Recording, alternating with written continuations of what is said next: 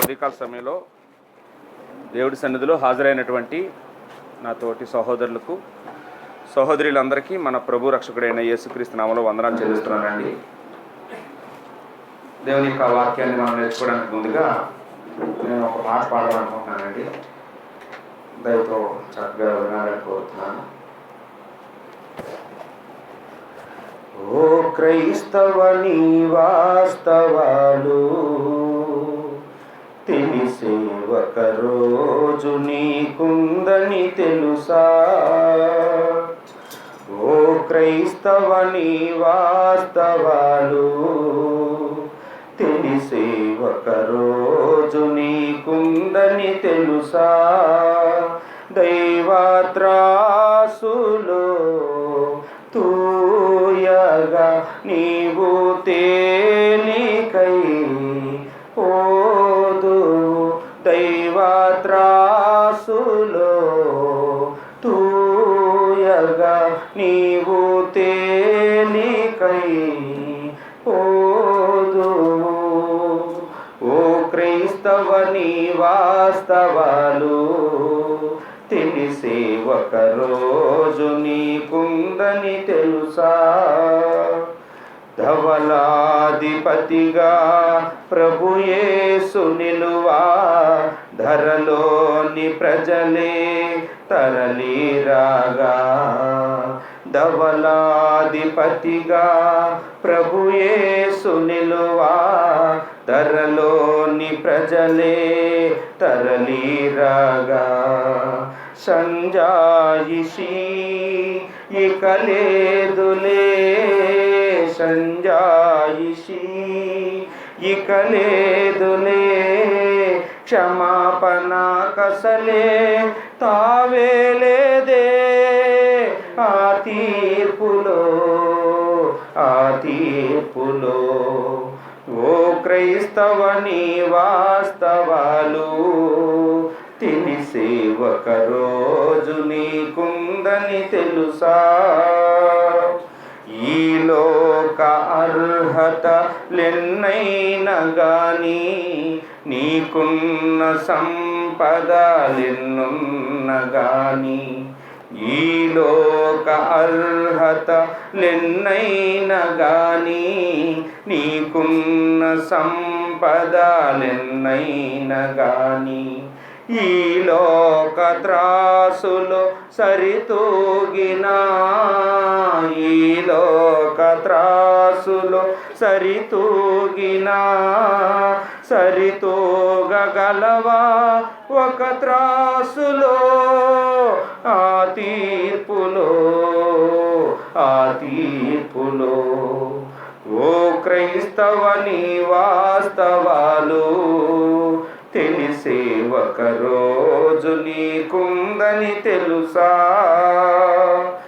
ఈ జనులయందు ఏ చింతలైనా ఎంతెంతగా ఏడ్చి రోదించినా, ఈ జనులయందు ఏ చింతలైనా ఎంతెంతగా ఏడ్చి రోదించినా, కాలేవు దేవుని ప్రేమకు పాత్రం, కాలేవు దేవుని ప్రేమకు పాత్రం. మించేను తరును లేదిక మాత్రం ఆ తీర్పులో, ఆ తీర్పులో. ఓ క్రైస్తవ నీ వాస్తవాలు తెలిసే ఒక రోజు నీకుందని తెలుసా? ఓ క్రైస్తవ నీ వాస్తవాలు తెలిసే ఒక రోజు నీకుందని తెలుసా? దైవత్రాసులో తూయగా నీవు తేలికై పోదువు, దైవత్రాసులో తూయగా నీవు తేలికై పోదువు. ఓ క్రైస్తవ నీ వాస్తవాలు తెలిసే సేవక రోజు నీకుందని తెలుసా. దేవుని స్తోత్రాలండి. నేటి దినాన్ని ఈ పాటను ఎందుకు పాడాలో మీకు అర్థమై ఉంటుంది. నేను చెప్పబోయేటటువంటి అంశానికి సంబంధించినటువంటి పాట కనుక నేను పాడానండి. ఈరోజు నేను ఒక ప్రాముఖ్యమైనటువంటి అంశాన్ని గురించి మాట్లాడాలనుకుంటున్నాను. అదేంటంటే దేవుని యొక్క త్రాసులో నీ బరువు ఎంత అనే అంశాన్ని గురించి ఆలోచించాను. దేవుని త్రాసులో నీ బరువు ఎంత.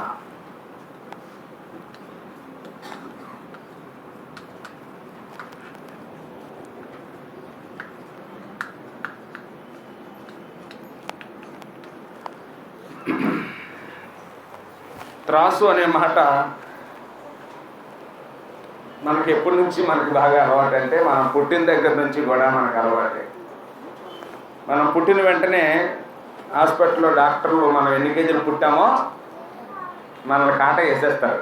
మన బరువు ఇన్ని కేజీలు పుట్టాడమ్మా నీ కొడుకు, ఇన్ని కేజీలు పుట్టాడమ్మా నీ కూతురు అని తల్లిదండ్రులకి చెప్తూ ఉంటారు. చివరికి మనం చచ్చే వరకు కూడా మనం ఆ తూనిక చుట్టూ, ఆ కాటా చుట్టూ, ఆ త్రాసు చుట్టూ, ఆ కొలతల చుట్టూ మన బ్రతుకంతా ముడిపడి ఉంది. మనం చచ్చిపోయేటప్పుడు కూడా ఎన్ని కేజీలు కట్టెలు కొన్నామండి, కాల్చామండి అంటాం. అంటే మనిషి యొక్క ప్రతి అవసరతలు కూడా తీర్చబడడానికి మనం ప్రతిరోజు కూడా మనము కూరగాయలు కొనాలన్నా ఎక్కడికి వెళ్తామండి? ఆ త్రాసు దగ్గరికి వెళ్తాం. ఒకవేళ బంగారం కొనుక్కోవాలన్నా త్రాసు దగ్గరికి వెళ్తాం. వెండి కొనుక్కోవాలన్నా త్రాసు దగ్గరికి వెళ్తాం. ఒక ఇల్లు కట్టుకోవాలన్నా కూడా మనం ఎన్ని ఎన్ని ఐరన్ని ఎలా కొలుస్తారో టన్నులు, ఇన్ని టన్నులు ఇనుము కావాలండి, ఇన్ని టన్నులు ఇసుక కావాలండి, ఇన్ని యూనిట్లు పిక్క కావాలండి అని మనం ప్రతిరోజు మన నిత్యావసర వస్తువులను వేటిని మనం కొనుక్కున్నా, వేటిని విక్రయించినా ప్రతిదాన్ని కూడా మనము త్రాసులో పెట్టుకొని మనము చూసుకోవడం అనేది మనం చూస్తూ ఉన్నామండి. పూర్వం బస్ కాంప్లెక్స్లల్లో, రైల్వే స్టేషన్లల్లో మనకి ఈ వెయిట్ మిషన్లు ఉండేవండి. లైట్లు పెట్టి అందరికి వెళ్ళి నిలబడి రూపాయో 2 రూపాయలు వేస్తే మనం బరువు ఎంత ఉందో మనం తెలుసుకునే వాళ్ళం. చాలామందికి బరువు చూసుకోవడం అనేటటువంటిది చాలా ఆసక్తి కూడా కలిగి ఉంటారు. కొన్ని చోట్ల ఎక్కడ లేకపోయినా కానీ ఏదైనా హాస్పిటల్కి వెళ్ళినప్పుడు ఖచ్చితంగా డాక్టర్ గారు ఉండే రూములో ఈ బరువు చూసే మిషను ఖచ్చితంగా ఉంటుందండి. పేషెంట్ను డాక్టర్ గారు చూస్తే మనమేమో సరదాగా మనం చూసేసుకుంటామండి. ఎందుకంటే ఈ బరువు మిషన్ చూడగానే మనం ఆగలేమండి. ఒకసారి మన బరువు ఎంత ఉందో చూసుకోవాలనిపిస్తూ ఉంటుంది మనకి. కారణం ఏంటంటే మన శరీరంలో ఉండే బరువు ఎప్పుడు ఒకేలాగా ఉండదు కాబట్టి మన వయసుతో పాటు అది పెరుగుతూ ఉంటుంది కనుక మనం ఎంత బరువు ఉన్నామో మనం తెలుసుకోవడానికి ఎప్పుడు ఇష్టపడుతూ ఉంటామండి. వైద్య పరిభాషలో దీన్ని బిఎంఐ అని అంటారండి. బిఎంఐ అనేటటువంటి దాన్ని డాక్టర్లు మనకి ఏ రోగం వచ్చి మనం వెళ్ళా కానీ బిఎంఐ చూస్తారు. అంటే బిఎంఐ అనేది ఏంటంటే ఒక ఆడవాళ్ళు అయితే ఎంత బరువు ఉండాలని, మగవాళ్ళు అయితే ఎంత బరువు ఉండాలని ఒక నిర్ధారణ వాళ్ళకు ఉంటుంది. అలాగే ఈ ఎత్తును బట్టి బరువు ఉండాలని, ఎంత ఎత్తుకి ఎంత బరువు ఉండాలో వాళ్ళకి తెలుసు. అలాగే ఏ వయసుకి ఎంత బరువు ఉండాలో వాళ్ళు నిర్ధారిస్తారండి. ఈ బిఎంఐ ప్రకారము మనము ఎక్కువగా ఉండకూడదు, తక్కువగా ఉండకూడదు. ఒకవేళ ఎక్కువగా ఉన్నామనుకోండి, బిఎంఐ పద్ధతికి దాటి ఉంటే మనకి ఓబేసిటీ వచ్చేస్తుంది, మనకి షుగర్ వచ్చేవచ్చు, హార్ట్ అటాకులు రావచ్చు, అనేక మోకాళ్ళు సమస్యలు ఇవన్నీ కూడా తలెత్తిపోతూ ఉంటాయి అన్నమాట. ఒకవేళ దానికంటే ఉండవలసిన బరువు కంటే బిఎంఐ ప్రకారం తక్కువలో మనం ఉన్నామనుకోండి, మనకి చాలా సమస్యలు వచ్చేస్తాయండి. నీరసాలు, అనారోగ్యాలు, ఏంటండి హిమోగ్లోబిన్ తగ్గిపోయిందని చెప్పేసి మీరు పడిపోతారమ్మా, మీకు తగిన పౌష్టికాహారం లేనట్టుంది, మీరు విటమిన్ సమస్యల్లో ఉన్నారు, మీ బరువు సరిపోలేదు, ఉండవలసినందుకంటే ఎక్కువ జాగ్రత్తలు తీసుకోండి అని చెప్తారు. ఎక్కువ ఉంటే రన్నింగ్ చేయండి, వాకింగ్ చేయండి, ఫుడ్ తగ్గించండి అని జాగ్రత్తలు చెప్తారు. మనందరినీ కూడా ఈ బరువు అనేటటువంటిది మన ఆరోగ్యానికి ఒక సూచనగా ఉంది కనుక ఎప్పుడు కూడా మనందరము శారీరక సంబంధమైనటువంటి బరువు విషయంలో మనం చాలా క్రమశిక్షణ కలిగి ఉంటాం, జాగ్రత్తలు కలిగి ఉంటాం. ఎవరైనా ఒకసారి హెచ్చరిస్తే వెంటనే జాగ్రత్త పడిపోతాము. మన శరీర బాడీ మెయింటెనెన్స్ని మనము బిఎంఐ అంటే ఏంటంటే బాడీ మాస్ ఇండెక్స్ అంట. అంటే ఈ బాడీ మెయింటెనెన్స్ని మనం చక్కగా కొనసాగించడానికి ఇష్టపడుతూ ఉంటాం. ఒక శరీర సంబంధమైనటువంటి విషయాల్లో మనం ఎంత జాగ్రత్తగా ఉంటాం కదా. మానవుడు అంటే 2 భాగాలు కలయిక. ఇంకో భాగం ఏంటమ్మా? ఆత్మ. మరి ఆత్మ సంబంధమైనటువంటి విషయాల్లో కూడా మనం ఎలాగున్నాం? మనం ఉండవలసినంత స్థితిలో ఉన్నామా, తక్కువ స్థితిలో ఉన్నామా అనేది మనం ఆలోచన చేయాలండి. ఆత్మీయ జీవితంలో మనము ఉండవలసిన స్థితి కంటే ఎక్కువగా ఉన్నా పర్వాలేదు, కానీ తక్కువగా ఉంటే మాత్రము మనం చాలా ప్రమాదకరమైనటువంటి పరిస్థితుల్లో ఉన్నామని మనకు అర్థం. దేవుడు ఈ సర్వలోకాన్ని కూడా తన మాట చేత కలుగు చేశాడని బైబిల్ చెప్తోంది. హెబ్రీ పత్రిక 11:3 ప్రపంచములు ఆయన వాక్యము వలన నిర్మించబడెను అని. కాబట్టి మాట వలన దేవుడు వాటినన్నింటినీ కలుగు చేశాడు. కానీ ఈ ప్రపంచాన్ని దేవుడు కొలతలతో, తోకవలతో సృష్టించాడట.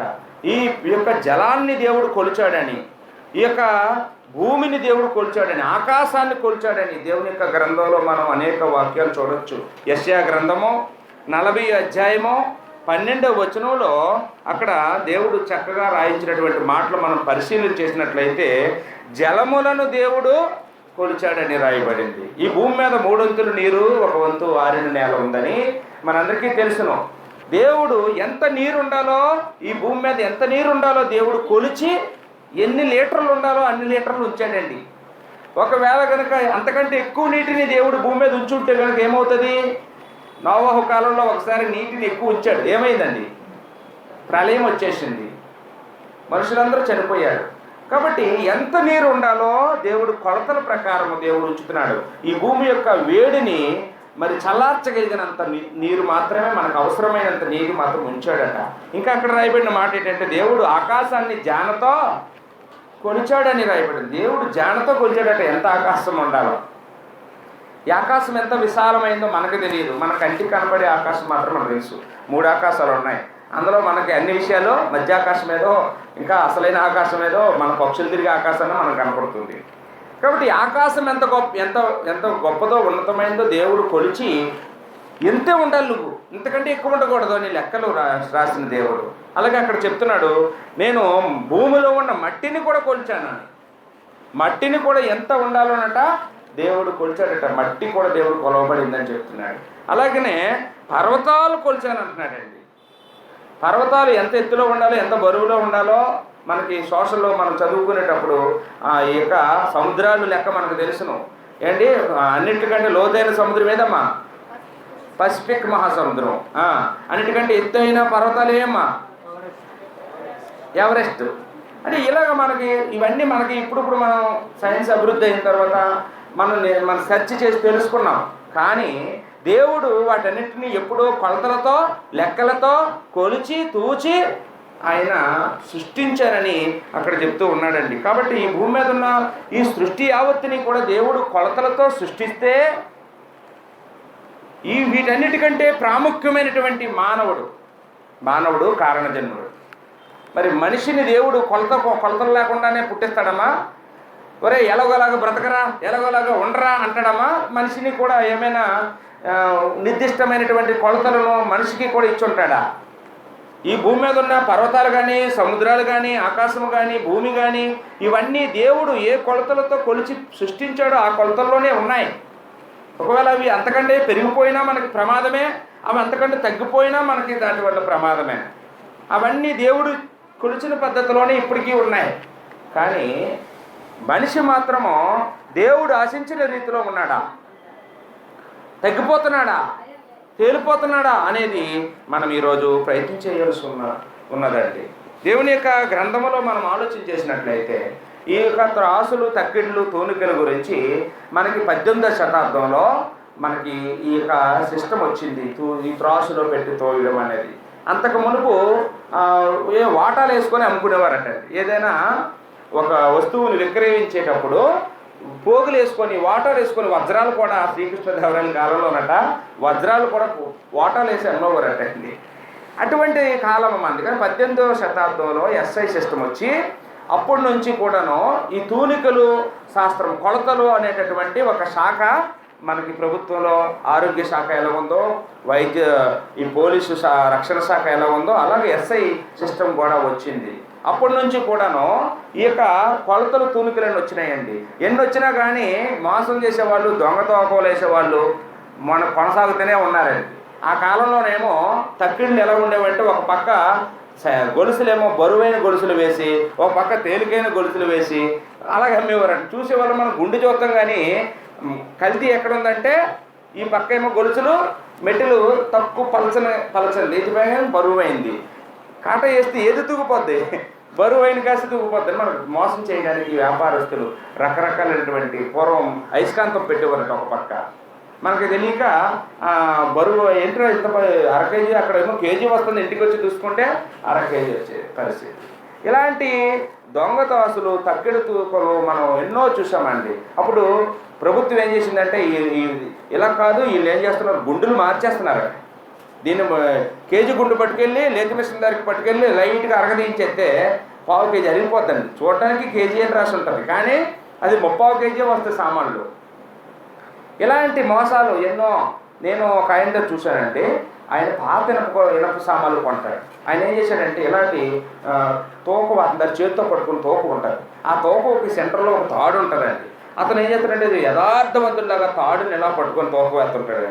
కానీ కిటికీ ఎక్కడ ఉందంటే ఆ తాడులో ఒక ఓస ఉంటుంది, అంటే ఒక మేకు ఉంటుంది. ఆ మేకు ఆ కర్రకి వెల్డింగ్ చేసి ఉంటుంది. మనకి దాని మీద తాడు చుట్టేయడం వల్ల తాడు అనుకుంటాం అది, కానీ అదేంటంటే ఐరన్ అనమాట. అతను ఈ తాడుని ఇలా వంచితే ఇటు వంగిపోద్ది, ఇలా వంచితే ఇటు వంగిపోద్దండి. ఇటుపక్క ఎన్ని పుస్తకాలు పెడతాడు, ఇటుపక్క 4 ఉల్లిపాయలు వేస్తాడు. అన్ని పుస్తకాలకి ఉల్లిపాయలు సమానం అయిపోయినట్టు ఉంటాయండి. అది ఏం చేస్తున్నాడు, చేతుని తోకని ఇలా వంచేస్తున్నాడు. తాడే కదా వంగదు అనుకుంటాం మనం, అది లోపల ఉండేది ఏంటంటే ఇనుము ఉంది. ఇలాగ మోసాలు యూట్యూబ్లో నట్టు మీరు చూడొచ్చు. ఈ కూరగాయలు అమ్మేవాళ్ళు లేకపోతే పళ్ళు అమ్మేవాళ్ళు ఎంత మోసం చేస్తారంటే ఆల్రెడీగా కుళ్ళిపోయిన పళ్ళన్నీ ఒక కవర్లో వేసి కింద తగిలించుకొని ఉంటారండి. అప్పుడు మనం మంచి ఎంచుతాం, గంట ఎంచుతాం, యాపిల్స్ అవి ఎర్రగా ఉండి ఎంచుతామండి. చూసుకొని మనం కేజీ వేసుకుంటాం. ఆయన ఏం చేస్తాడంటే చక్కగాను వేసినవి చూసినవి మనం చూస్తుండగానే కవర్లో తీసి కవర్లో వేస్తాడు. వేసేసి మూట కట్టడానికి ఇలాగ తెచ్చుకుంటాడు. పొట్ట దగ్గర మూట కట్టి ఈ మూట కట్టిన దాన్ని పక్కన తగిలించుకొని ఆ కుళ్ళిపోయినవి పాడైపోయి ఆల్రెడీ మూట కట్టి ఉంటాయి అక్కడ అది తెస్తాడండి. తీసి మన చేతులు అలాగే పెట్టేస్తాడు. మనం ఏమనుకుంటామంటే ఇతను ముడియడానికి కావాలి నడుం దగ్గర పెట్టుకుంటాడు అనుకుంటాం. అతను ఏం చేస్తున్నాడంటే ప్యాకెట్ మార్చేస్తున్నాడు మనకు తెలియకుండానే. ఇలాంటి మోసాలు మనం రోజు ఎన్నో చూడొచ్చండి. ఈ దొంగతాసులు, దొంగ లెక్కలు.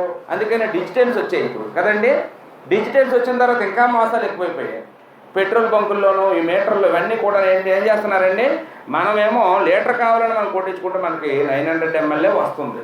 లీటర్ కూడా రావడం లేదు. కారణం ఏంటంటే బాగా చక్కగా కరెక్ట్గా చూసేటట్లుగా ఒకటి చిప్ తయారు చేస్తే దాన్ని తప్పుడుగా చూపించే విధానంలో మరొకటి చిప్ తయారు చేస్తున్నారు.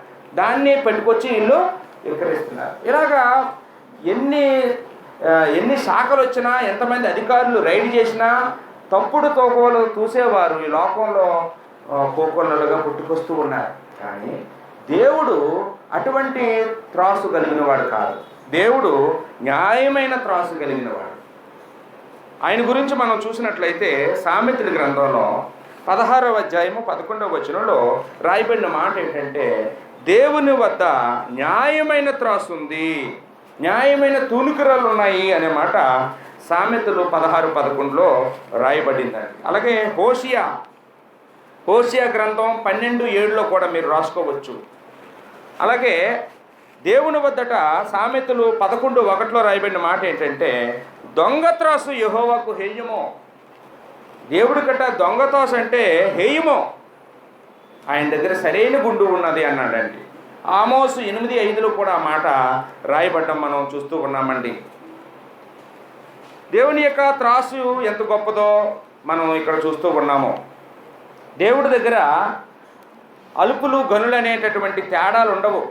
దేవుడు అందరినీ కూడా సమానంగా చూస్తాడని 62వ కీర్తన 9వ వచనంలో మనం చూడొచ్చండి. దేవుడు అలుపుల్ని గనుల్ని కూడా అందరినీ కూడా తోకలో వేస్తాడట. ఆయన దగ్గర నుంచి ఎవరమో తప్పించుకోలేమని అక్కడ చెప్తూ ఉన్నాడండి. దేవుడి దగ్గర ఈ యొక్క తోకువులు ఉన్నాయి. యోబు గ్రంథంలో యోబు చెప్తున్న మాట మనం ఆలోచించేసినట్లయితే యోబు గ్రంథము 31వ అధ్యాయం 7వ వచనంలో దేవుడు నన్ను న్యాయమైన త్రాసులో తూచునుగాక, నా మార్గములన్నిటినీ కూడా బట్టి నన్ను తూచునుగాక అన్నాడు. అంటే మనము దేవుడు మనలో ఏమి తోస్తాడంటే మనము నడిచిన మార్గాన్ని తోస్తాడు. మనలో ఏం తోస్తాడమ్మా? మన ఖండన కాదు. అబ్బో చాలా ఎత్తుగా ఉన్నాడు, లావుగా ఉన్నాడు, భలేగా ఉన్నాడని శరీర బరువుని తుయ్యుడు. దేవుడు ఏ మార్గం, మనం ఏ మార్గంలో నడుస్తున్నాం? మనం మంచి మార్గంలో నడుస్తున్నామా, చెడ్డ మార్గంలో నడుస్తున్నామా అని మన మార్గాన్ని ఆయన తోస్తాడని యోబు చెప్తూ ఉన్నాడు. యోబు గ్రంథంలోనే 6వ అధ్యాయం 2వ వచనంలో చూస్తే ఆయన నా దుఃఖమును కూడా తూచునుగాక అంటున్నాడండి. దేవుడు ఏం చూస్తాడంటే మన బాధను, మన కన్నీళ్లను దేవుడి కొరకు, నీతి కొరకు ఎవరైతే దుఃఖిస్తారో, కన్నీళ్లు కారుస్తారో, దేవుడి కొరకు ఎవరైతే ఏడుస్తారో, ఎవరైతే శ్రమ పెట్టబడతారో ఆ దుఃఖాన్ని కూడా దేవుడు తన త్రాసులో తోస్తాడంటే. కాబట్టి దేవుడి దగ్గర త్రాసు ఉంది. దేవుడు ఏం చూస్తాడంటే నీతి న్యాయాలు బట్టి దేవుడు తూనిక తూస్తూ ఉంటాడు. మన జీవితాలు, మన బ్రతుకులని దేవుడు తూకంలో తోస్తాడనే సంగతి మనం ఇక్కడ ఆలోచించేస్తూ ఉన్నామండి. దేవుడి దగ్గర మనిషిని పరీక్షించడానికి, లేదా మనిషిని దేవుడు వ్యత్యాసాన్ని చూడడానికి దేవుడి దగ్గర ఉండే పరికరాలు చాలా ఉన్నాయి. లోకాసు వార్తలో 3వ అధ్యాయం 17వ వచనంలో దేవుని చేతిలో చాట ఉందన్నాడండి. ఏమన్నామా? చాటతో ఏం చేస్తారు? చెరుగుతారు. చెరిగితే ఏమొస్తుంది? పొట్టు గింజలు వేరైపోతాయి. అలాగా దేవుడు నీతిమంతుల్ని అనీతిమంతుల్ని వేరు చేయడానికి దేవుడి దగ్గర ఒక పరికరం ఉంది. దాని పేరు చాట అన్నాడు. ఆమోసు గ్రంథంలో 7వ అధ్యాయము 7 నుంచి 8 వచనాల్లో ఆమోసుతో ఏం చెప్తున్నాడంటే దేవుని చేతిలో మట్టపు గుండు ఉందన్నాడు. మట్టపు గుండు అంటే తోకగుండు అంటాం మనం. అప్పుడు మన భాషలో మన తాపీ మేస్తులు గోడ కట్టేటప్పుడు, ఏదైనా ఒక ఇంజనీర్ ఏదైనా కట్టేటప్పుడు దానితో చూస్తాడు, లెవెల్ చూస్తాడంటే. అంటే ఈ తోకగుండు, మట్టపు గుండు వేస్తాడంటే దేవుడు ఒక పట్టణం మీద. ఆ పట్టణము కరెక్ట్గా ఉంటే పర్వాలేదు.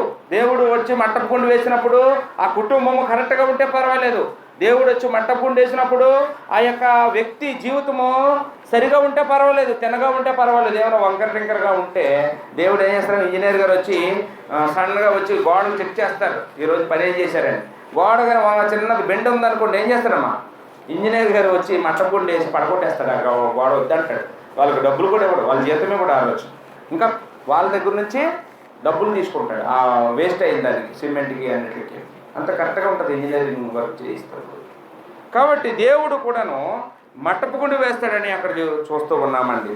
అలాగే జకరియా గ్రంథంలో 2వ అధ్యాయం 1వ వచనంలో దేవుడి చేతిలో కొలనూలు ఉందట అండి. కొలనూలు, నూలు అంటే తాడు, అంటే కొలతలు కొలిచేటటువంటి దేవుడి దగ్గర తాడు, దేవుడి దగ్గర దాన్ని ఏమంటారండి? టేప్.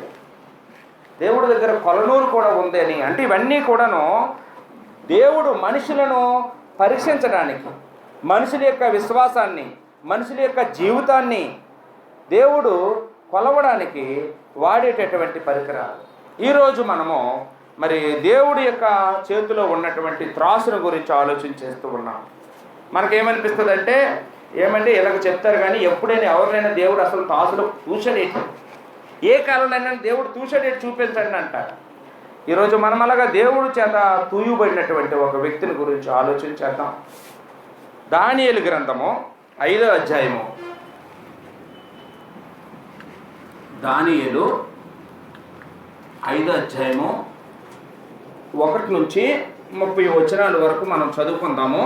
అయితే మనకి యొక్క సారాంశం అంతా కూడాను 25వ వచనం నుంచి 25వ వచనంలో రాయబడింది.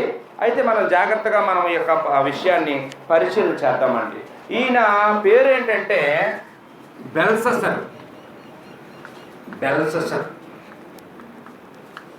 ఈ బెల్షస్సర్ ఎవరు అని అంటే, ఈయన నెబుకద్నెజర్ అనేటటువంటి బబులోను రాజు కుమారుడు. తండ్రి పేరు ఏం పేరమ్మా? తండ్రి పేరేమో నెబుకద్నెజరు.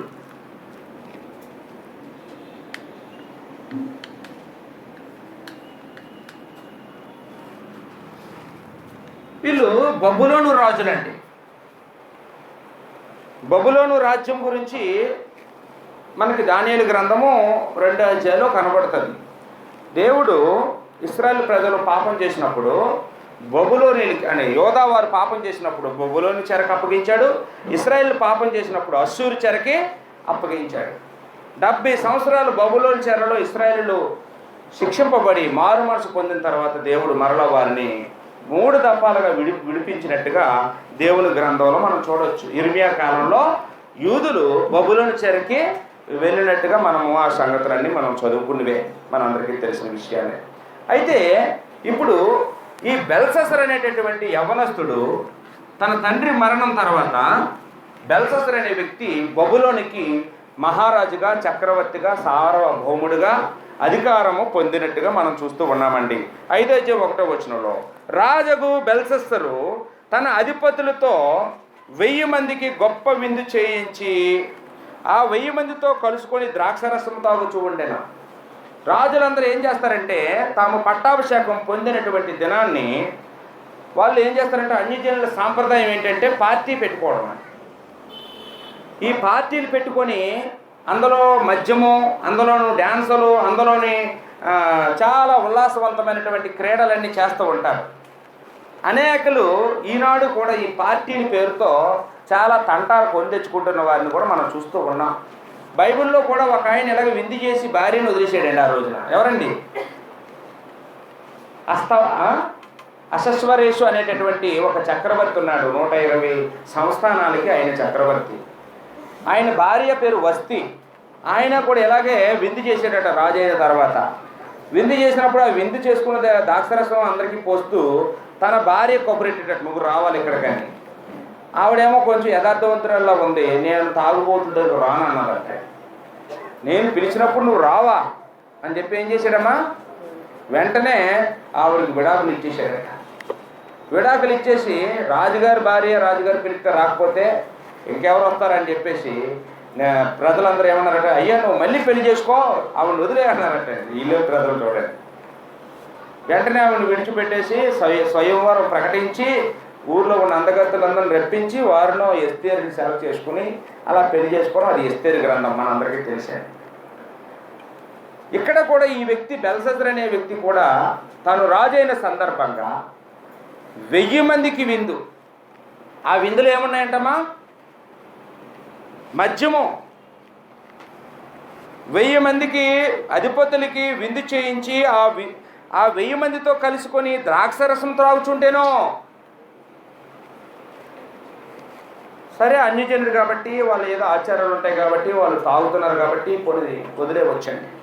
కానీ అతను చేసిన పొరపాటు ఏంటంటే ఆ బెల్షస్సరు ద్రాక్షరసం తాగుచుండగా తానును తన అధిపతులను తన రాణులను తన ఉపపత్నులను వాటిలో ద్రాక్షరసము పోసి తాగునట్లు. అదేం మద్యపించాడట, రాణిని పోయాలట ద్రాక్షరసం. చాలా దౌర్భాగ్య పరిస్థితి. తన భార్య ఇంకొకరికి మందు పోయాల, ఎవరి భార్యలో వాళ్ళు వచ్చి వాళ్ళ భర్తలకు మందు పోయాలని నియమించాడట. ఇంకొక పాపం పని ఏం చేశాడంటే తన తండ్రియగు నెబుకద్నెజరు యెరూషలేములోని ఆలయములలో నుండి తెచ్చిన వెండి బంగారు పాత్రలను తెమ్మని ఆజ్ఞించెను. అందుకు వారు యెరూషలేములోని దేవుని నివాసమగు ఆలయములో నుండి తీసుకున్న సువర్ణోపకరములను, అంటే బంగారంతో చేయబడినటువంటి పాత్రలు, ఆ పాత్రలను తెచ్చి ఉంచగా రాజును అతని అధిపతులను అతని రాణులను అతని ఉపపత్నులను వాటిలో ద్రాక్షరసము పోసి తాగిరి. ఏంటమ్మా, ఏం చేస్తున్నాడమ్మా అతని పనులు? 1000 మంది అధిపతులకి మందు పోయించాడు. మందు పోయడం సరిపోదని చెప్పేసి యెరూషలేము దేవాలయంలో నుండి తన తండ్రి కాలంలో మరి చెరక తీసుకొని వచ్చినప్పుడు ఆ బంగారపు పనిముట్లన్నీ తెచ్చారు కదా, ఆ ద్రాక్షరసం ఆ బంగారపు పాత్రలో పోసి ఆ వెండి పాత్రలో పోసి తాగుదాం అనుకున్నాడట. అంటే అతనికి దేవుని యొక్క గౌరవం, దేవుడికి ఇవ్వవలసిన ఘనత తెలియలేదు, లెక్కలేదు. రాజు అయిపోయాడు కదా, గర్విష్ట అయిపోయి నేనేం చెప్తే అది అందరూ చెయ్యాలి, నేను చెప్పినట్లుగా వినాలని చేశాడట. అంత మాత్రంతో ఆగిపోలేదటండి, ఇంకా ఒక్కో పని చేశాడు పాపం. ఏం చేశాడమ్మా, వారు బంగారు, వెండి, ఇత్తడి, ఇనుము, కర్ర, రాయి అని వాటితో చేసిన దేవతలను స్తుతించుచూ ద్రాక్షరసం తాగుతున్నారు. అబ్బా, తాగుబోతులకి పాటలు ఏం పాటలమ్మా? భక్తి పాటలు. ఎవరి గురించి పాడుతున్నారట? ఇతర దేవతల గురించి పాటలు పాడుతున్నారు తాగేసి. బంగారము, వెండి, ఇత్తడి, ఇనుము, కర్ర, రాయి అంటే ఏంటి? పంచలోహాలు. ఏంటమ్మా? ఈ పంచలోహాలతో చేయబడినటువంటి దేవతలు ఈ దేవతల యొక్క పాటలు పాడుతున్నారటండి. చాలామంది ఇప్పుడు కూడాను ఏదో నిమజ్జనం అంటారండి, దేవుడిని ఊరేగిస్తున్నాం అంటారండి. ముందునేమో ఇద్దరు అమ్మాయిలు తీసుకొచ్చి డ్యాన్సులు వేస్తారండి, ఒకడు ఈలేస్తుంటాడండి, ఒకడేమో దాడుతుంటాడండి. ఏంటంటే వాళ్ళు ఏం చేస్తున్నారండి? తాగేసి దేవుడిని స్తుతిస్తున్నాం, ఎంజాయ్, దేవుడు పాటలు పాడుతున్నాం, మేము దేవుడిని మహింపరుస్తున్నాం అనుకుంటున్నారండి. అసలు దేవుడి ముందు ఎవడైనా అలాంటి పిచ్చి పనులు చేయొచ్చండి? దేవుడి పేరు చెప్పి అసలు చేయొచ్చమ్మా? దేవుడు అంటే వాళ్ళకి ఆటలు, దేవుడితోనే ఆటలాడుతున్నారనమాట. ఇక్కడ ఇందులోని యెహోవా దేవుడు పరికరాలు తీసుకొచ్చారు. కొన్ని వీళ్ళు ఏడిపేది వీళ్ళు ఏడవచ్చు కదా, వీళ్ళు దేవతలు లేదు వీళ్ళు పూజించుకోవచ్చు కదా, వీళ్ళు ఏదో తాగుడేది తాగొచ్చు కదా. ఈ యొక్క పనికిమాలి పని చేస్తూ ఎవరి యొక్క సామాన్లతో చేస్తున్నారా మీ పనికిమాలి పని? దేవుడి యొక్క పనిముట్లు తీసుకొచ్చి, దేవుడు ఉపకరణాలు తీసుకొచ్చి, దేవుడి మందిరంలో ఉన్న పనిముట్లు పట్టుకొని వీళ్ళ యొక్క ఇష్టాలకి వీళ్ళు మరి ఎంజాయ్ చేస్తూ ఉండడం ఇక్కడ మనకు కనపడిందండి. ఇప్పుడు 5వ వచనం నుంచి 6వ వచనం వరకు కూడా జరిగిన సంఘటన అంటే ఇక్కడ మనం మొదటి సంఘటన ఏం రాసుకోవాలండి? 1 నుంచి 4 వచనాల్లో బెల్షస్సరు 1000 మందికి విందు చేయుట.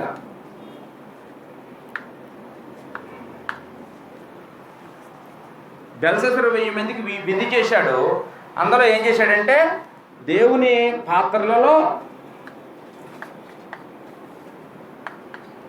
పాత్రలలో ద్రాక్షరసము పోసి త్రాగుతూ ఏం చేశాడమ్మా? ఇతర దేవతలను స్తుతిస్తున్నారు.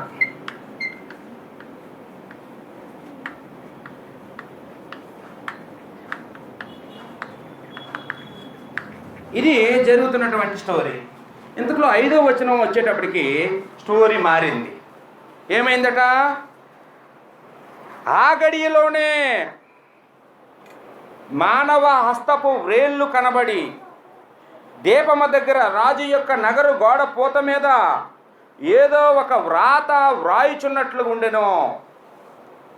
రాజు ఆ హస్తము వ్రాయుట చూడగా ఏం జరిగిందంటమ్మా?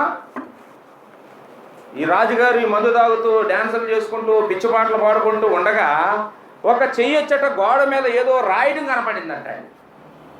వెంటనే ఈ మ్యూజిక్లు ఆపేశారు, డ్యాన్సులు ఆపేశారు, కేకలు ఆపేశారు, అల్లర్లు ఆపేశారు, తాగడం ఆపేశారు. అందరూ ఆ హస్తం వైపు చూసుకొని ఉండిపోయారండి. దేవుని హస్తం సైలెంట్గా రాస్తుందండి.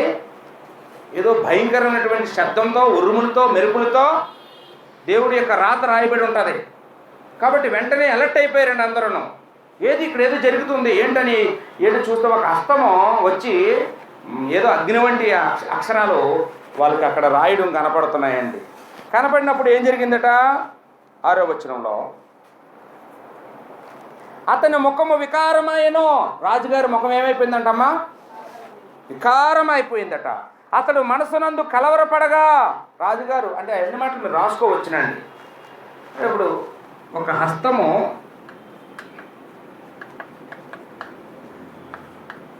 గోడ మీద ఏమో రాయుట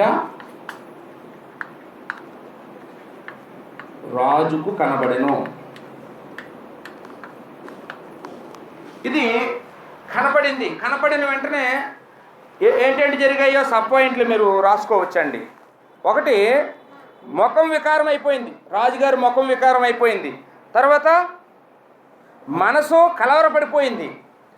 అతని నడుము కీళ్ళు వదిలేసాయి. అతని మోకాళ్ళు గడగడ వణుకుతున్నాయంట, కొట్టుకుంటున్నాయంట. అప్పుడు రాజుగారు గారడీ విద్య గల వారిని, కల్దీయులను జ్యోతిష్యులను పిలువనంపుడని ఆతురతగా ఆజ్ఞించాడు.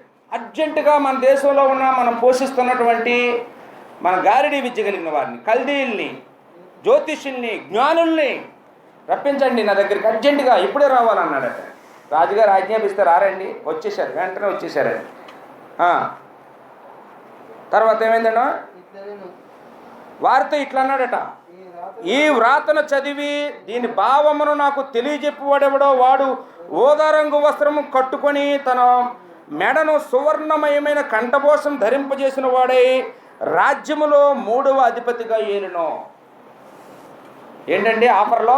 ఎవరైనా ఈ రాతని చెప్పగలిగితే మీకు ఛాన్స్ ఉంది, చూసుకోండి. మీకు రాజవస్త్రాలు తొడిగిస్తాను, మీ మెడలో సువర్ణమైనటువంటి మయమైనటువంటి కంఠభూషణాలు, ఆభరణాలు, బంగారంతో చేసిన ఆభరణాలు మీ మెడ పట్టినన్ని వేస్తాను. 3వది ఏంటంటే, మీరు ఈ రాజ్యానికి 3వ అధిపతిగా మిమ్మల్ని నేను చేస్తాను.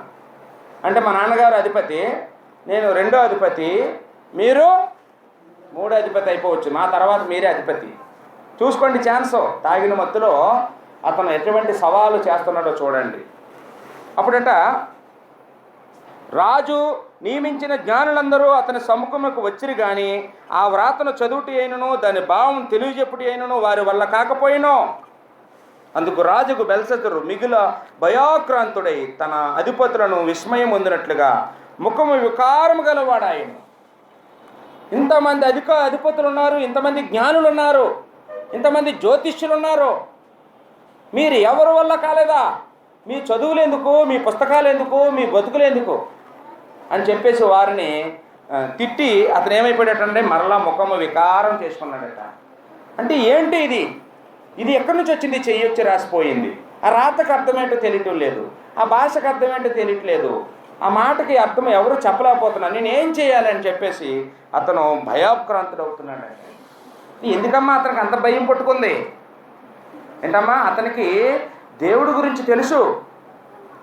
దేవుడి గురించి తెలుసు కనుక నేను ఏదో తప్పు చేశానో దేవుడు నాకు ఏదో చెప్పాలనుకుంటున్నాడో అర్థమైంది. మీరు ఎప్పుడైనా చూడండి, పోలీసుడు మన వీధిలోకి వస్తే మనం ఇంట్లో పోయి తలుపేసేసుకుంటాం అనుకోండి, ఏమ్మా ఎందుకమ్మా అంత భయపడుతున్నావు, నువ్వేదో ఇన్లీగల్ వర్క్ చేస్తున్నావు అని అర్థం.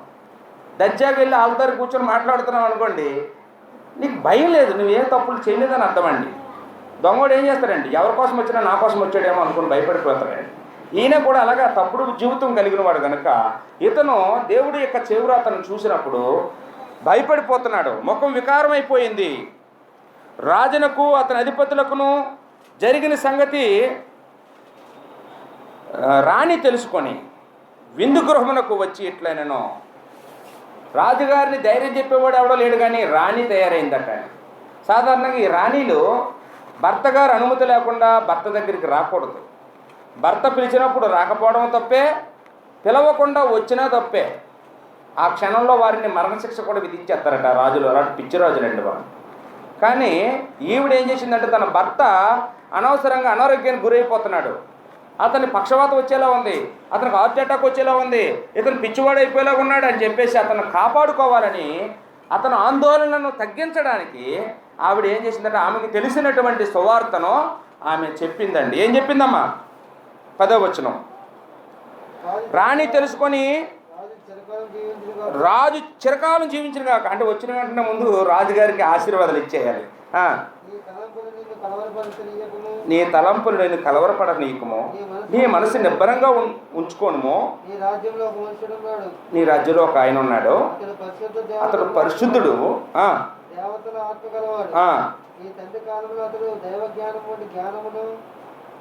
అతనికి ఒక బ్యాక్గ్రౌండ్ ఉంది. ఏంటంటే నీ నాన్నగారి కాలంలోనే అతను జ్ఞానవంతుడని, బుద్ధి తెలివి గలవాడని నీ తండ్రి చేత సర్టిఫికెట్ పొందాడు అతను.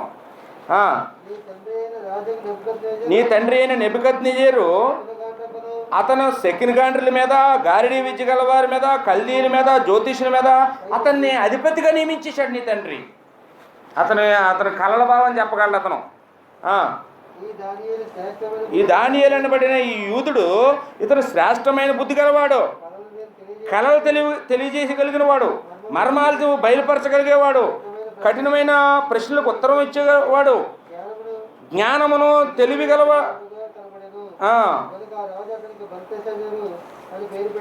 అమ్మ దానియేలు యొక్క గొప్పతనం రాణి గారికి ఎంత తెలుసమ్మా? ఎన్ని మాటలు మీరు లెక్కెట్టగలరమ్మా? ఎన్ని మాటలు చెప్పిందో దానియేలు గురించి, ఎన్ని మంచి మాటలు చెప్పిందో లెక్కెట్టగలరమ్మా? ఎన్ని చెప్పిందమ్మా? ఒకవేళ దానియేలు మీద యూదులకే అంత నమ్మకం, అంత విశ్వాసం, అంత గొప్పతనము, దానియేలు యొక్క గొప్పతనం వీళ్ళకే తెలియదేమో. కానీ దానియేలు పరిశుద్ధ దేవతల యొక్క ఆత్మ గలవాడు. అతనికి పరిశుద్ధుడు, అతను గొప్పవాడు, అతను జ్ఞానవంతుడు. మీ నాన్నగారు అతను జ్ఞానవంతుడని ఒప్పుకొని అతన్ని అందరికంటే అతను 10 అంతులు జ్ఞానం ఉందని తెలుసుకొని అతనికి లీడర్ని చేశాడు. కాబట్టి ఆయన వస్తే నీ సమస్య సాల్వ్ చేస్తాడు. దాన్ని చదివి దాని భావాన్ని నీకు చెప్తాడు. అమ్మ ఈరోజు మన ఇంటి పక్కనో మన ఇంటి ముందునో మన ఫ్రెండ్కో మన భర్తకో మన భార్యకో ఏదో ఆపద వచ్చింది, ఏదో సమస్య వచ్చింది. మనం ఎప్పుడైనా దేవుడి గురించి అలా చెప్పామండి? మా దేవుడి దగ్గర రండి, మా దేవుడిని అడగండి, మా దేవుడికి ప్రార్థన చేయించుకోండి, మా దేవుడికి ప్రార్థన చేయండి, మా చర్చికి రండి, మీ సమస్య సాల్వ్ అయిపోతుంది. ఎప్పుడైనా అలా చెప్పామమ్మా మనం? అంటే ఒక స్త్రీ తన భర్తను రక్షించుకోవాలంటే ఎప్పుడు అవకాశం దొరుకుతుందో చూసుకోవాలండి. ఎప్పుడు అతనికి సమస్యలు వస్తాయో చూసుకొని ఆ సమస్య వచ్చినప్పుడు పరిష్కారమో దేవుడి దగ్గర ఉందని మనం చెప్పగలగాలి. మన ఫ్రెండ్నైనా మార్చుకోవచ్చు అలాంటి అవకాశాలు ఉన్నప్పుడు. సాధారణంగా కష్టాల్లో మన మనసు అంతా కృంగిపోయినప్పుడు మన మెత్తన మనసు అయిపోతుంది. కష్టకాలంలో ఎవరైనా యేసుప్రభు గురించి చెప్తే వాళ్ళు హృదయం తెరవబడి ఉంటుంది కనుక వెంటనే వింటారండి. ఎంత మూర్ఖుడైనా హాస్పిటల్లో బెడ్ మీద ఉండేటప్పుడు వెళ్ళి ప్రార్థన చేస్తానండి కళ్ళు మూసుకొని అంటే నాకు ప్రార్థన చేయొద్దు అని అంటాడమ్మా? అనలేడండి, కళ్ళు మూస్తాడండి ఆ క్షణానికి. ఎందుకంటే సత్తానో బతుకుతానో నాకే గ్యారంటీ లేదు, ఏమో ఈయన ప్రార్థన చేస్తే బతుకుతానేమో అని వింటాడండి. రాజుగారు కూడా మూర్ఖుడిగా ఉన్నాడు కనుక ఈ మూర్ఖుడికి కష్టాలు వచ్చాయి. ఇప్పుడు కాళ్ళు ఉడికిపోతున్నాయి, నడుముడు వదిలేసింది, చేతులు ఉడికేసాయి, ముఖం వికారం అయిపోయింది. రాజ్యంలో ఉండే జ్ఞానులందరూ చేతులు ఎత్తేశారు. ఈ టైంలో ఖచ్చితంగా నా మాట వింటాడు అనుకొని భార్య ఏం చేసిందమ్మా? భర్తకి సువార్త ప్రకటించిన వెంటనే అప్పుడు సరే అతను తీసుకొని రమ్మని చెప్పారట. 13వ వచనం నుంచి అంటే మనం ఇక్కడ 5వ వచనం నుంచి 10వ వచనం నుంచి 12వ వచనం వరకు రాణి దానియేలు గురించి, దానియేలు గొప్పతనం గురించి చెప్పుట.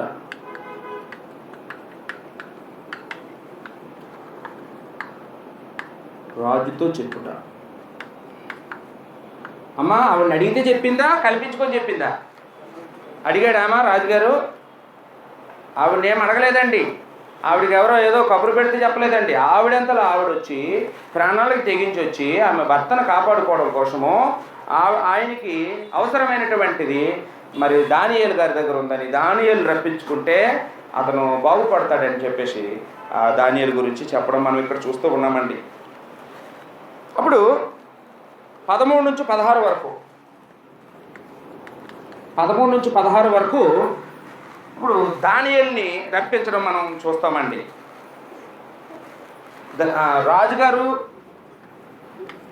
రాజు దానియేలుతో చెప్పిన మాటలు.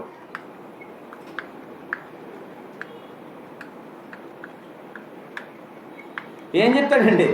జరిగిన స్టోరీ అంతా చెప్తాడండి. బాబు మేము ఎలా మందు అవుతున్నామండి, ఇంతలో చెయ్యి వచ్చిందండి, నేను అమాయకుడినండి, నాకు ఏ పాపం తెలియదండి, నాకు నేను మంచోడినండి, నేను ఎలా తాగుతున్నానండి, ఇక్కడ ఏమో రాశాడండి ఏదో, అది ఏంటో తెలియదండి, మీరు అది దయచేసి చెప్తే మీకు ఇదిగో ఈ రాజు వస్త్రాలు, ఈ యొక్క నగలు, 3వ రాజుగా మీకు అధికారము, నేను ఇవన్నీ ఇవ్వడానికి సిద్ధంగా ఉన్నానండి, మా వాళ్ళు ఎవరో కూడా చెప్పలేకపోయారు, ఈ పనికిమాల వాళ్ళు, నువ్వైనా సరే చెప్పి మా పరువు నిలబెట్టాలి అని చెప్పేసి చెప్పినప్పుడు అప్పుడు దానియేలు మాటలు చూద్దామండి. 17వ వచనం నుంచి 21వ వచనం వరకు. అప్పుడు దానియేలు రాజుతో మాట్లాడుతున్నాడండి. దానియేలు రాజుతో ఏం చెప్తున్నారండి? నీ దానాలో నీ దగ్గర ఉంచుకో, నీ బహుమానాలు ఎవరికి ఇచ్చుకో. అంటే ఈ దానియేలు యొక్క స్వభావం ఎటువంటిదంటే చిన్నప్పటి నుంచి బుర్రకెక్కిందండి. అన్యుడి దగ్గర నేనేది తీసుకోకూడదు. అన్యుడు రాజుగారు భోజనం పంపిస్తే నెబుకద్నెజరు పంపిస్తే తిన్నారండి? శాకాధాన్యాలు తిన్నారండి, మాకొద్దు రాజభోజనం అని. కానీ దేవుడు అందరికంటే సౌందర్యాన్ని, అందరికంటే పదంతులు జ్ఞానాన్ని దేవుడు ఇచ్చాడు. కాబట్టి రాజుగారు వచ్చి ఏదైనా పని చెప్పినా కానీ దానికి ప్రతిఫలంగా ఏమి కూడా అతను అడిగి తీసుకునేవాడు కాదు. కాబట్టి నీ దానాలు నువ్వు తీసుకో, లేకపోతే ఎవరికి ఇచ్చుకో, కానీ నేను మాత్రం నీకు సాయం చేసే వెళ్తానని చెప్పాడట. రాజా చిత్తగించము, మహోన్నతుడకు దేవుడు మహద్దశను, రాజ్యమును, ప్రభావమును, ఘనతను. అంటే ఈయన ఎక్కడి నుండి స్టార్ట్ చేశాడండి ప్రసంగం? నెబుకద్నెజరు గురించి చెప్పాడండి మొదట. నెబుకద్నెజరు అంటే తండ్రి. దేవుడు నెబుకద్నెజరుకి ఎంత గొప్ప వైభవాన్ని ఇచ్చాడో దాని అంతటిని కూడా జ్ఞాపకం చేశాడండి. నీ తండ్రికి ఎంత దేవుడు వైభవాన్ని ఇచ్చాడో ఆ వైభవంతో అతను ఏం చేశాడంటే, ఆ మహద్దశతో అతను ఏం చేశాడంటే, ఎవరిని చంపాలనుకుంటే వారిని చంపాడు, ఎవరిని రక్షించాలనుకుంటే వారిని రక్షించాడు, ఎవరిని హెచ్చించాలనుకుంటే హెచ్చించాడు, ఎవరిని పడదోయాలనుకుంటే వారిని పడదోశాడు. కాబట్టి సకల రాష్ట్రాల జనులు, ఆయా భాషలు మాట్లాడేవారు ఆయనకి భయపడుచు ఆయన ఎదుట వణికిపోయేవారు. నెబుకద్నెజరు ప్రపంచాన్ని ఏలినటువంటి మనిషి. నెబుకద్నెజరు పేరు చెప్తే అన్ని భాషలు మాట్లాడే వాళ్ళు కూడా వణికిపోయేవారు, భయపడిపోయేవారు. అప్పుడు నెబుకద్నెజరు అనుకున్నాడంట, ఇది గొప్పతనం అంతా నా వల్లే వచ్చింది, నా పరాక్రమం వల్ల, నా తెలివితేటల వల్ల, నా యుద్ధశైలి వల్ల, నా సైనికుల వల్ల నేను ఇంతమందిని ఓడించేస్తున్నాను, ఇంతమంది నాకు వంగి నమస్కారాలు పెడుతున్నారంటే ఇదంతా నా గొప్పతనం అనుకున్నాడంట. అనుకొని ఏం చేశాడంట, అతను ఎత్తు అతను ఎంత ఎత్తు ఉన్నాడో అంత ఎత్తు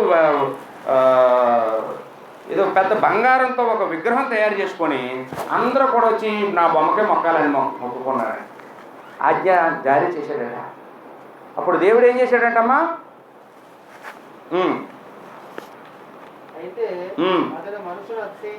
అతడు అతిశయించి బలాత్కారం చేయుటకు అతని హృదయమును కఠినము చేసుకొనగా దేవుడు అతని ప్రభుత్వమును అతని యొద్ద నుండి తీసివేసి అతని ఘనతను పోగొట్టెను. అప్పుడతడు మానవుల యొద్ద నుండి తరమబడి పశువుల వంటి మనసు గలవాడాయినో. అంటే ఇక్కడ జరిగింది ఏంటంటే 7 సంవత్సరాలు నెబుకద్నెజరు పశువులా మారిపోయి, పశువులాగా ఒంటి మీద రోమాలు వచ్చేసి, పశువులాగా అరుపులు, మాటలు లేవు. అతన్ని చూసిన వారందరూ అతని వికృత రూపాన్ని చూసి భయపడిపోయి అతన్ని అడవిలోకి తరిమేశాడు. అడవి గాడిదల మధ్యన 7 కాలాల పట్టు ఆయన ఏం చేశాడంటమ్మా, ఎండకు ఎండుతూ, వానకు తడుస్తూ, మంచులో నానిపోతూ అలాగ 7 సంవత్సరాలు అరణ్యంలో జీవితం అనిపించాడు. అతను ఎందుకు అలాగ అనిపించవలసి వచ్చాడు అంటే అతను గర్వం, అతనిలో ఉన్న అతిశయాన్ని బట్టి దేవుడు అతనికి ఈ సార్వభౌమాధికారం ఇస్తే అతనేమో అదంతా తన వల్ల వచ్చింది అనుకొని దేవుడిని పక్కన పెట్టి తన గొప్పతనాన్ని గురించి అందరికీ తెలియజేయాలనుకుని ఒక ప్రతిమను తయారు చేసుకుని దానికి మొక్కండి అని చెప్పాడు. దేవుడు అతన్ని ఏం చేశాడమ్మా, పాతాళానికి, అందుకే గర్వం అనిచేసి గడ్డి మేపించాడట దేవుడు. అతనికి గడ్డి తిన్నాడని ఇక్కడ దానియేలు చెప్తున్నాడు, ధైర్యంగా చెప్తున్నాడు. తండ్రి గురించి కొడుక్కి ధైర్యంగా చెప్తున్నాడండి, మీ నాన్నగారి జీవితం ఇది, మీ నాన్నగారి వైభవం ఇది, మీ నాన్నగారి పతనం ఇది అని చెప్తున్నాడండి. ఇప్పుడు ఆయన జీవితం అయిపోయింది, ఇప్పుడు మరలా ఈయన గురించి చెప్తున్నాడండి, బెల్షస్సరు గురించి చెప్తున్నాడండి. నువ్వెలాగా తయారయ్యావో తెలుసా అంటున్నాడండి. నీవు అతని కుమారుడు అయి ఉండి ఈ సంగతి అంతా ఎరిగి ఉండియో ఏం చేశాడమ్మా, కొడుకుకి తండ్రి యొక్క జీవితం తెలిసిన తర్వాత కొడుకు ఆ పని చేయొచ్చమ్మా. మళ్ళీని తండ్రి ఎలాగా గర్వించి నాశనం అయిపోయాడో కొడుక్కి దేవుడు తెలుస్తుందో తెలియదండి. మా నాన్నగారు తాగుడు ఎక్కువైపోయి కళ్ళు వేరుకొని చచ్చిపోయాడండి. మా నాన్నగారు, నేను తాగుతానమ్మా ఎవరైనా తీసుకొస్తే, మా నాన్నగారు నిజంగానే తాగుడు ఎక్కువైపోయి చనిపోయారండి. నాకు తాగిన వాళ్ళన్నా, నాకు తాగుడంటే పరమసహ్యం. నేను తాగిన వాళ్ళకి స్నానం కూడా చేయను, తాగిన వాళ్ళతో మాట్లాడను, తాగుబోతుల దగ్గరికి వెళ్ళను. తాగుడంటే ఇష్టం ఉండదండి. తాగిన వాళ్ళు ఎదవాలంటాను నేను. కారణం ఏంటంటే మా నాన్నగారు ఆ విషయంలో చెడిపోయారు కనుక నాకు బాగా పట్టేసింది, చిన్నతనంలోనే బాగా పట్టేసిందండి. ఈ బెల్షస్సర్కి గర్వం వల్ల వాళ్ళ నాన్నగారు ఎలా కుదలైపోయాడో ఎవరూ బాగు చేయలేనటువంటి పిచ్చి పట్టింది.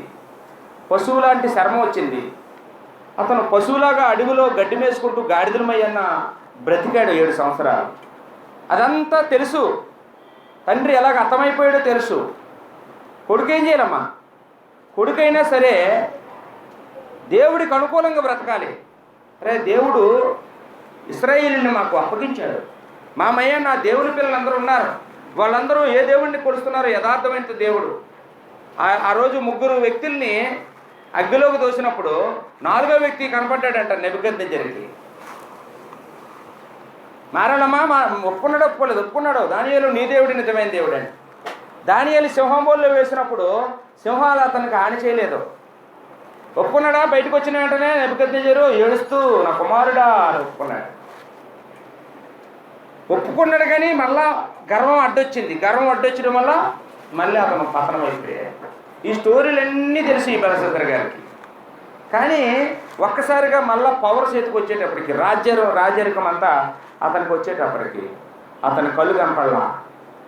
అతనికి అధికారం ఎక్కువైపోయేటప్పటికి అతను కళ్ళు నెత్తికెక్కేసాయి. ఏం చేశాడంట? ఈ విందులు, వినోదాలు, ఈ యొక్క డ్యాన్సులు, ఈ పాటలు ఇవన్నీ చేశాడండి. పూజలు ఇవన్నీ మొదలెట్టేశాడండి. అతను చేసినటువంటి తప్పులు చెప్తున్నాడండి. ఈ బెల్షస్సర్ చేసినటువంటి పొరపాట్లు ఏంటంటే, మొదటి పొరపాటు ఏంటంటే అన్నీ ఎరిగాడు. అన్నీ ఎరిగిన వాడవై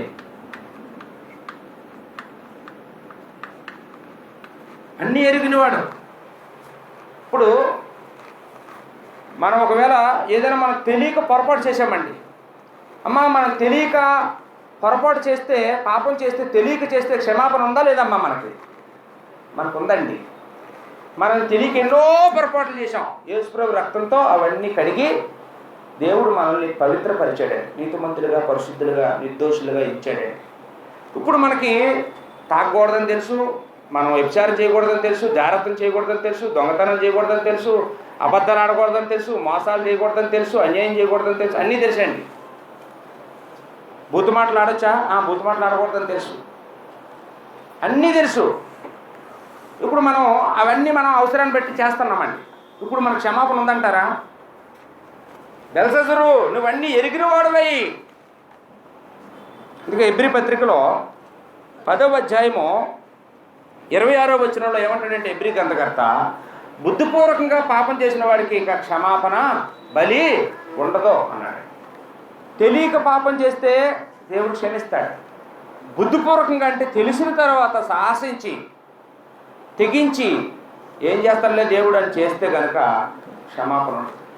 ఈయన చేసినటువంటి పొరపాటులో మొదటిది ఏంటంటే అతనట మనసును అణుచుకోలేదట. మనసును అణుచుకోలేకపోయాడండి.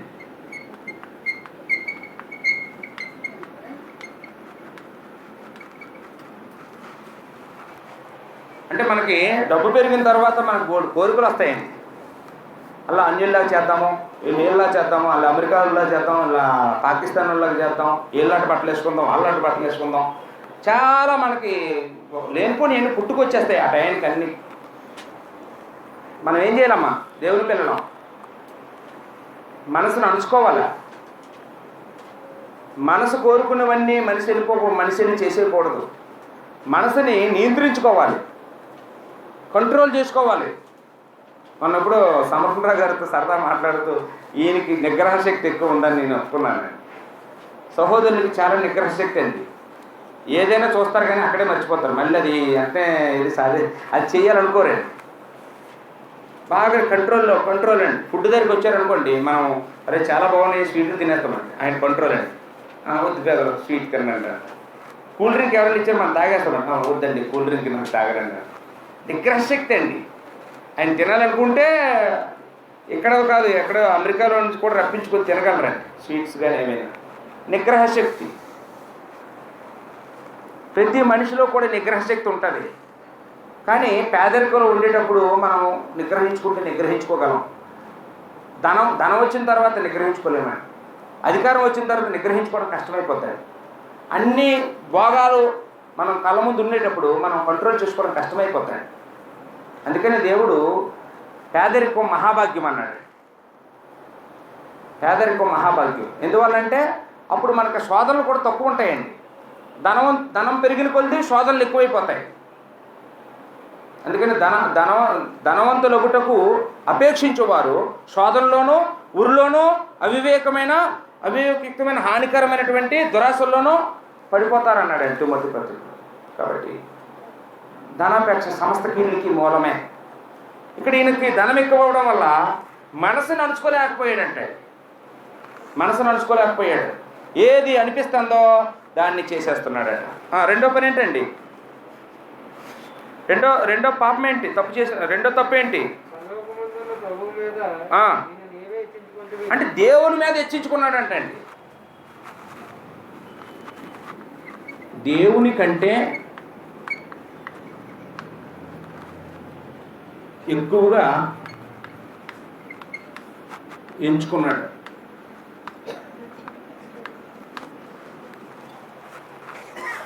దేవుని కంటే తను తానే హెచ్చించుకున్నాడంటే మనకు తెలుసును.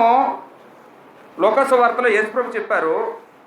లోకాసువార్త 14:11 ఒక ధనవంతుడి గురించి మాట్లాడుతున్న సందర్భంలో ఆ ధనవంతుడట తన ప్రాణంతో నా ప్రాణమా తిను తాగు సుఖించు అని చెప్పుకున్న సందర్భంలో అతను ఆ రాత్రే చంపబడ్డాడు. అతను సంపాదించినవి, అతని ఆశలు, అతని కోరికలు, పొలం అంతా ఎక్కడో పంట అంతా పొలంలో ఉంది.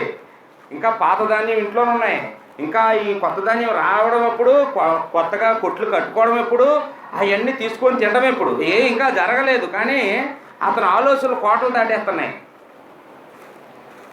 అతని ఆలోచనలు ఏం చేస్తున్నాడంటే నా ప్రాణమా అనేక సంవత్సరాలకు పంట పండింది, ఈ ధాన్యం అంతా వేయడానికి పెద్ద కొట్లు కట్టేస్తాను, పాత కొట్లు అన్నీ కొట్టేసి పెద్ద కట్టేస్తాను, వాటి నిండా ధాన్యం పోసేస్తాను.